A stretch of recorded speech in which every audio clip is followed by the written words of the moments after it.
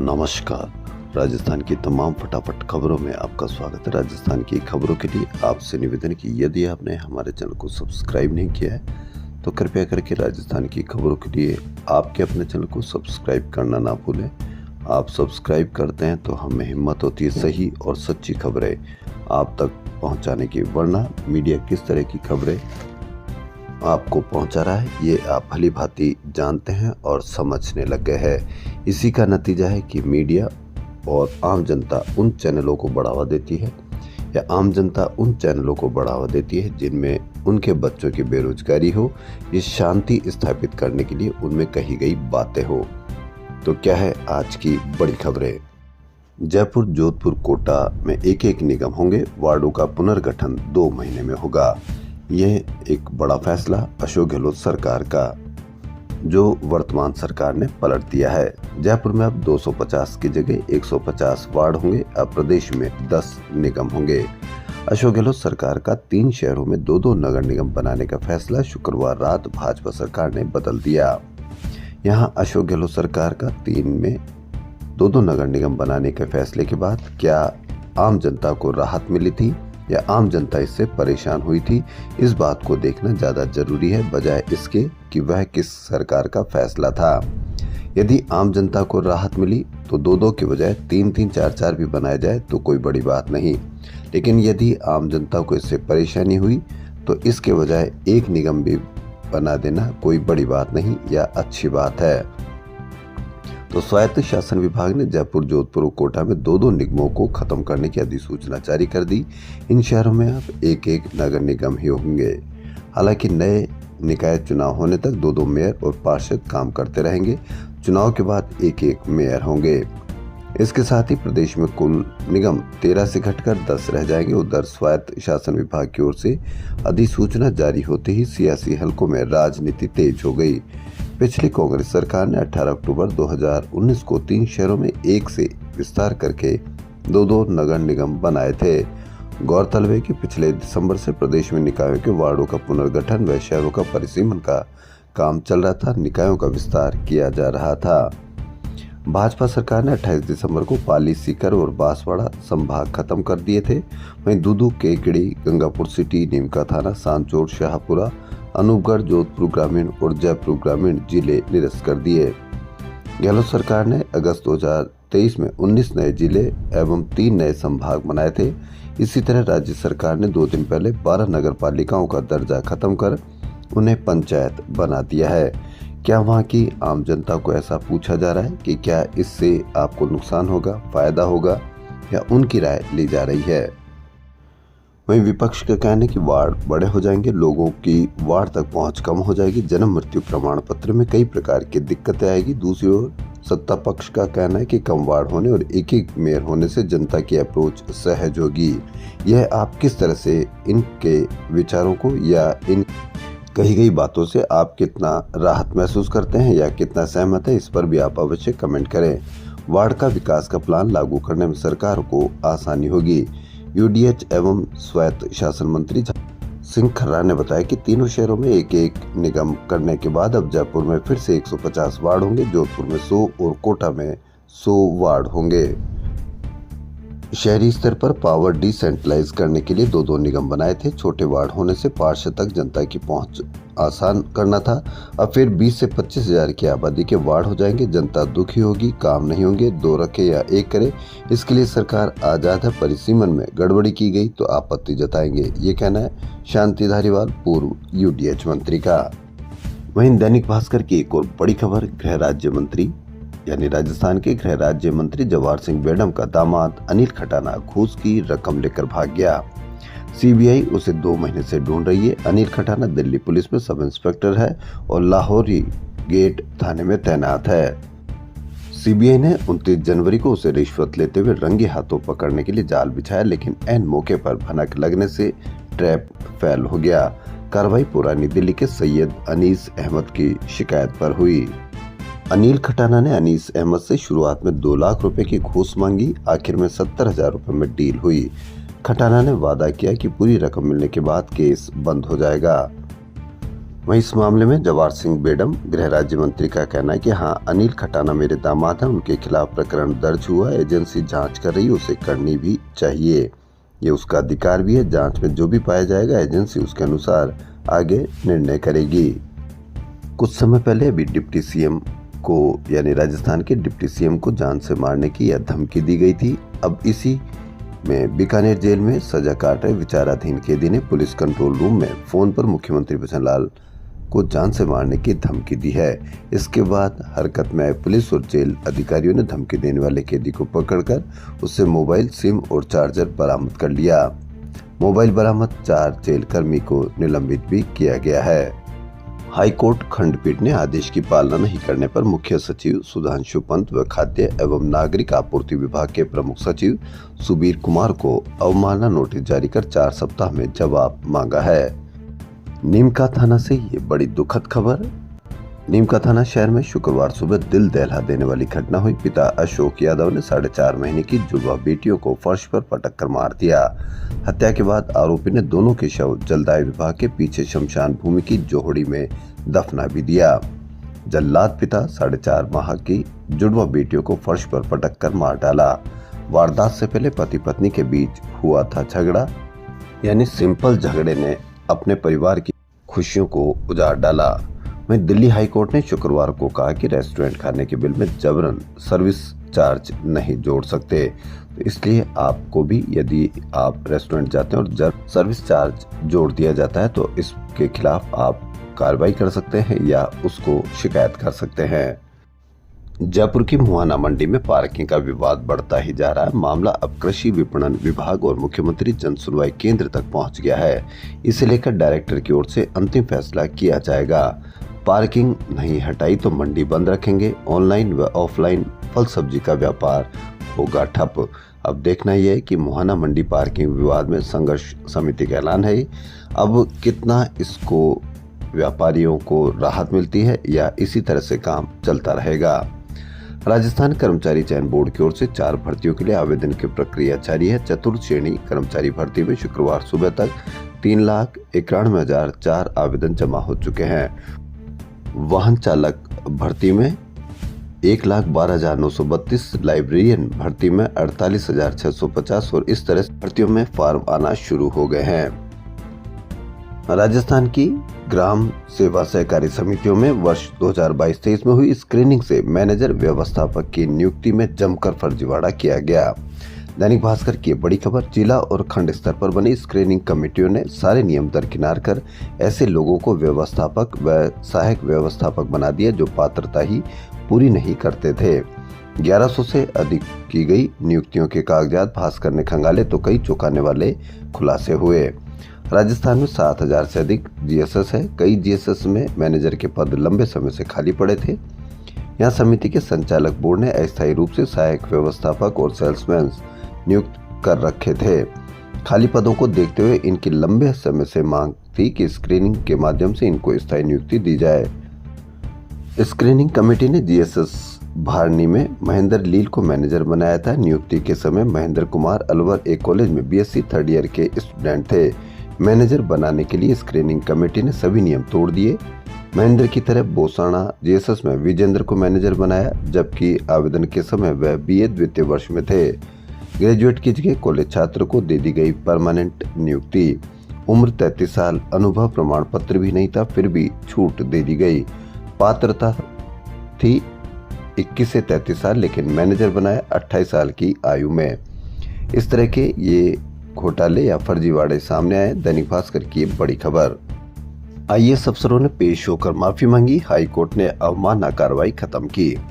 अवमानना मामले में दिए आदेश की पालना में आईएएस भवानी सिंह देथा व तत्कालीन संयुक्त कॉलेज शिक्षा आयुक्त आरसी मीणा ने हाईकोर्ट में शुक्रवार को पेश होकर बिना शर्त माफी मांगी।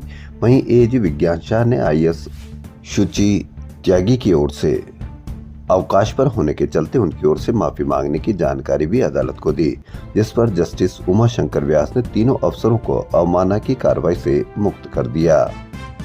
राजस्थान दिवस महोत्सव के तहत हरिश्चंद्र माथुर राजस्थान लोक प्रशासन अकादमी के भगवत सिंह मेहता सभागार में शुक्रवार को जिला स्तरीय विकास एवं सुशासन उत्सव का आयोजन हुआ।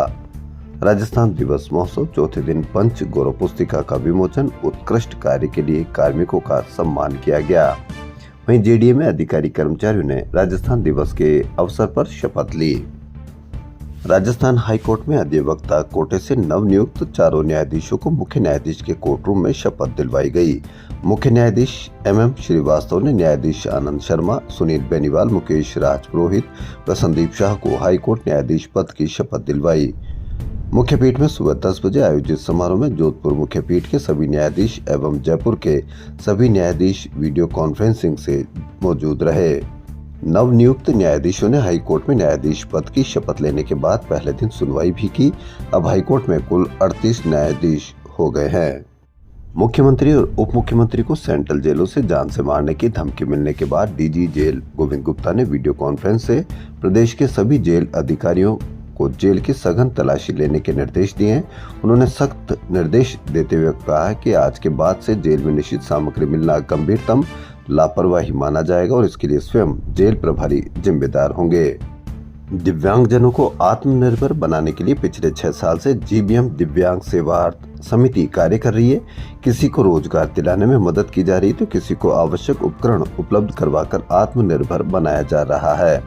दिव्यांगजनों को आत्मनिर्भर बनाने के लिए दे रहे आवश्यक उपकरण, इनकी मदद से अब रोजमर्रा के काम कर रहे हैं खुद, ये कहना है दिव्यांग सेवार्थ समिति का।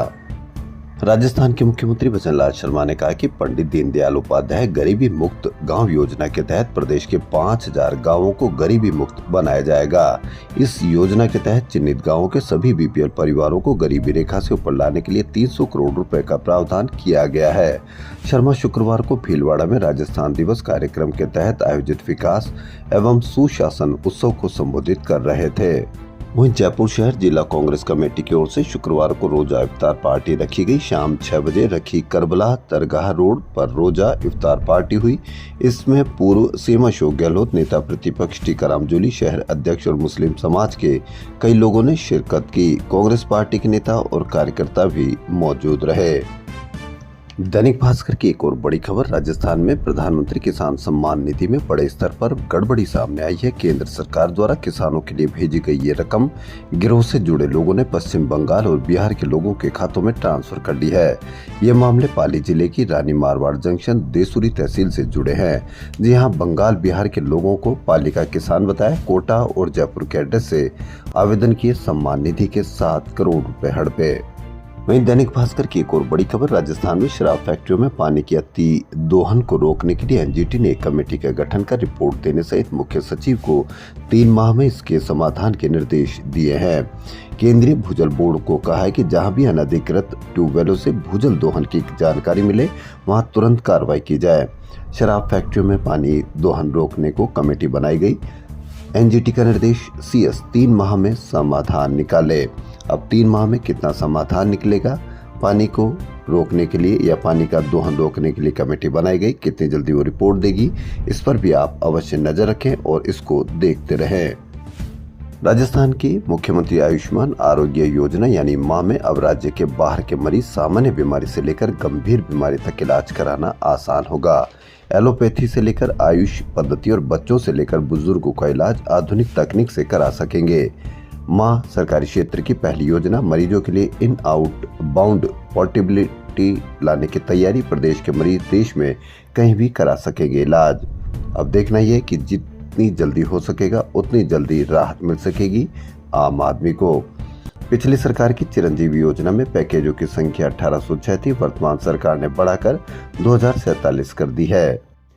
साइबर क्राइम अपराधियों ने ठगी के लिए एक नया तरीका शुरू कर दिया। अब ठग आपके मोबाइल नंबर पर आपके बैंक खाते में पैसे जमा होने का मैसेज भेजते हैं। इस मैसेज में एक लिंक भी भेजते हैं जिसके साथ लिखा होता है कि आपके खाते में पैसे क्रेडिट हुए हैं।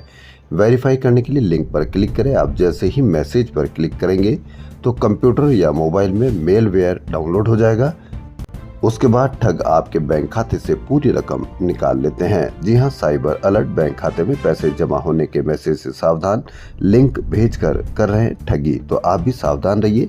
यदि ऐसा कोई लिंक आता है तो उस पर सावधानी रखें। देश में पहली बार ऐसा हुआ होगा जो खबर आपको हम बताने जा रहे हैं, माह रमजान मुबारक में जुमातुल विदा की नमाज अदा की गई। जोहरी बाजार जयपुर में मस्जिद में बड़ी संख्या में रोजेदार नमाज अदा करने के लिए पहुंचे। देश में अमन चैन बनाए रखने के लिए खुदा की बरगाह में सजदा किया गया। नमाजियों ने यहाँ एक बड़ी कार्रवाई की या बड़ा विरोध जताया। नमाजियों ने काली पट्टी बांधकर नमाज पढ़ी और केंद्र सरकार के संशोधन वक्फ बिल का शांतिपूर्वक तरीके से विरोध भी जताया। गौरतलब है कि मुस्लिम पर्सनल लॉ बोर्ड वक्फ बिल के विरोध में काली पट्टी बांधकर आने की अपील की थी। इसके बाद शहर भर की मस्जिदों में और देश भर की मस्जिदों में इस तरीके से मुस्लिम समाज ने विरोध जताया। जामा मस्जिद में विधायक रफी खान, अमीन कागजी, वक्फ बोर्ड चेयरमैन खानू खान बुधवाली भी काली पट्टी बांधकर नमाज अदा करने पहुंचे। विधायक रफी खान व नमाज अमीन कागजी ने बताया कि वक्फ बोर्ड जमीनों को हड़पने के लिए वक्फ बिल संशोधन करवाया जा रहा है, जो कि मुस्लिम समाज को किसी भी सूरत में मंजूर नहीं है।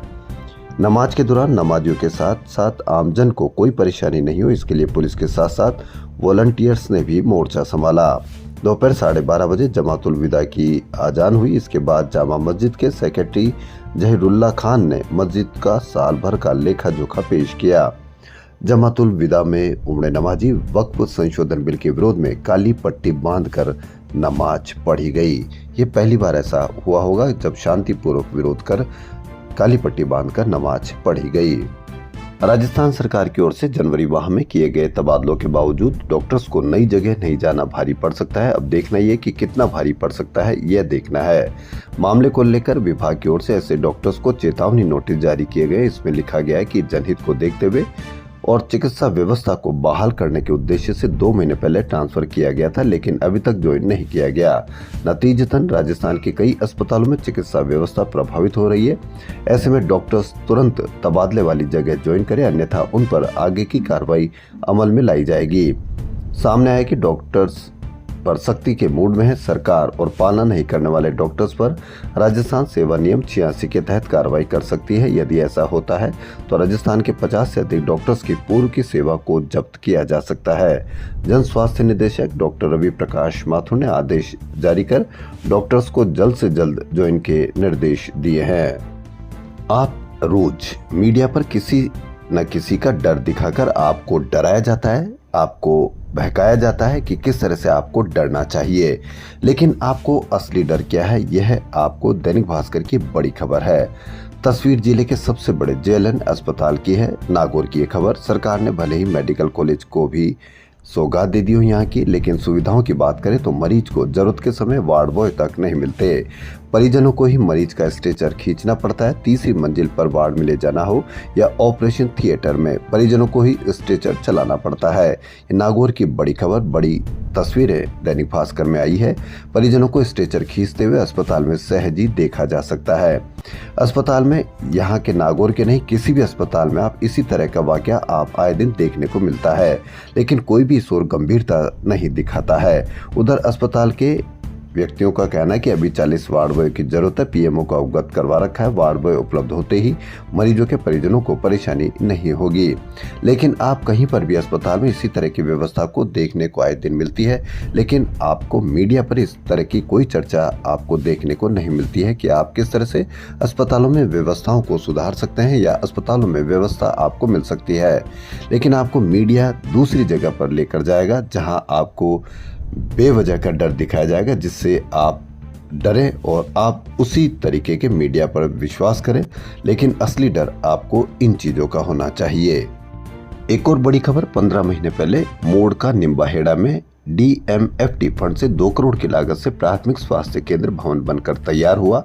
उद्घाटन को लेकर लंबे समय से राजनीतिक खींचतान चल रही थी। ऐसे में अस्पताल पंचायत के एक कमरे में चल रहा था। नए भवन में अस्पताल शुरू नहीं होने से लोगों में आक्रोश था। गुरुवार को ग्रामीणों का सब्र टूट गया। उन्होंने खुद पूजा अर्चना कर अस्पताल का उद्घाटन कर दिया। ग्रामीणों का कहना है कि उद्घाटन नहीं होने से ये भवन असामाजिक तत्वों और शराबियों का अड्डा बन गया था। दीवारों पर अश्लील चित्र बना दिए गए थे। परिसर में शराब की बोतलें फेंकी हुई थी। अस्पताल भवन का उद्घाटन नहीं किया तो ग्रामीणों ने खुद फीता काट कर शुरू कर दिया। अस्पताल भवन के उद्घाटन पर 15 महीने से खींचतान थी। अक्टूबर 2023 में इस अस्पताल का काम पूरा हो गया था। कांग्रेस सरकार के कार्यकाल में बने अस्पताल को भाजपा सरकार में चालू करने के प्रयास हुए, लेकिन राजनीतिक खींचतान के कारण मामला अटका रहा।